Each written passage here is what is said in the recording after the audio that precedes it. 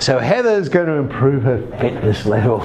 That's a 750 metres on the first day, and then 100 every day after that. And just in case you can't work out what that means, she'll swim 850 on the second day, 950 on the third day, and so on. Write down a formula for the distance she swims on the nth day. Okay, well, A is 750, our common difference is 100, our general term, remember, is A plus n minus 1d. Sub in the information, we have a formula. On the 10th day, how much does she end up swimming? Well, sub into the formula we just created. And we get 1,650. And by the way, you'll know that the longest Olympic event is, of course, 1,500 metres. But she's going to do 1,650 metres on the 10th day. What's the total distance she swims in the first 10 days? Oh, okay. Now we'll do the sum to n. Sub in our information, 12,000 all up. Or, of course, remember, you do have an alternative formula, n on 2 first term plus the last term, and we do know the last term for this one because we just worked it out. And, of course, it comes up with the same answer. After how many days does the total distance she swam equal the width of the English Channel, which is 34 kilometres? So there's our sum formula. We want to know when that sum is equal to 34,000. Create a quadratic. Well, everything divides by 100 there. Let's make life a little bit easier. So what multiplies together to give negative 680, adds together to give 14. We have our answers. Only one of those, of course, makes sense. I suppose you could say, oh, she did it 34 days ago. It takes 20 days to swim those 34 kilometres. Company sales are declining by 6% every year. There were 50,000 items sold in 2001. Which year will sales first go below 20,000 items? First term is 50,000. This one, though, is geometric because it's declining by a percentage. It drops by 6, so every year is 0.94 or 94% of the previous year. We want to know when, so our general term is less than 20,000. So AR to the n minus 1 for geometric. This is what we have to solve. 0.4 greater than 0.94 to the power of n minus 1, log both sides.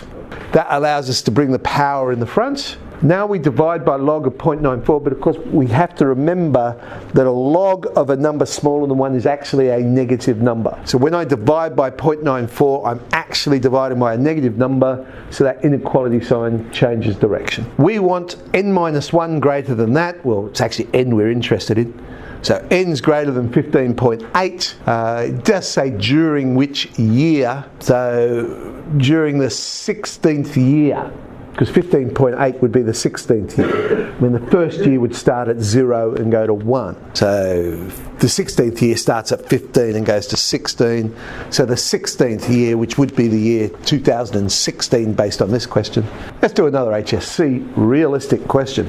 Anne and Kay are employed by an accounting firm, and employment conditions, she says, oh look, I'll take an initial salary of $50,000 and then every year just give me another $2,500. Kay says, yeah, I'll have the same starting salary, but what you have to do for me is increase my salary by 4% every year.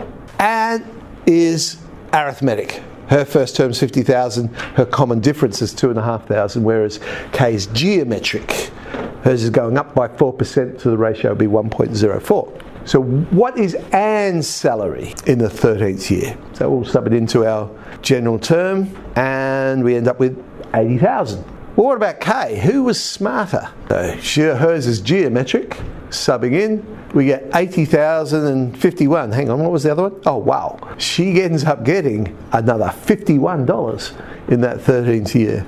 By what amount does the total amount paid to Kay in the first 20 years exceed that are paid to Anne? Okay, so we're now talking about the sum.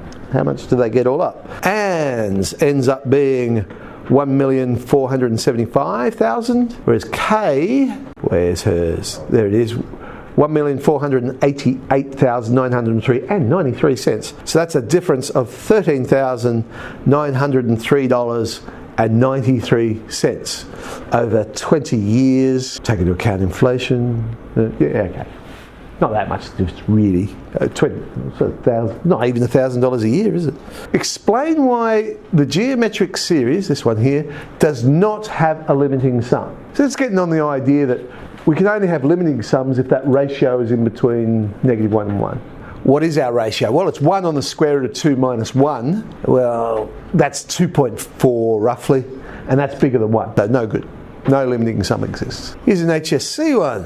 Consider this particular series, 1 minus tan squared plus tan to the power of 4. When the limiting sum exists, so it won't always exist, it all depends on the value of theta, but when it does exist, find it. A is 1, the ratio here is minus tan squared theta. Limiting sum, A on 1 minus R. 1 on 1 plus tan squared, we can do better than that because 1 plus tan squared is of course sec squared, reciprocal of sec is cos, so there's a nice neat answer there, cos squared theta. For what values of theta, just in the interval minus pi on 2 to pi on 2, does that limiting sum actually exist? Again, we're saying, well, it's going to exist if it's in between minus 1 and 1. The minus tan squared theta is in between minus 1 and 1. Basically means tan squared theta is going to be in between them as well, because all we would do is sort of flip the curve. We're still going to get the same boundaries, which means tan theta must also go in between minus 1 and 1.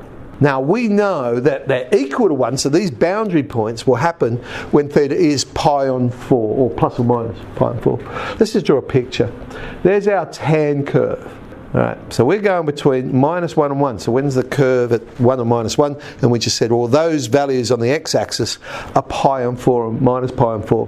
So we want to know when the curve is in between the minus 1 and 1. So it must be when theta is in between the minus pi on 4 and the pi on 4.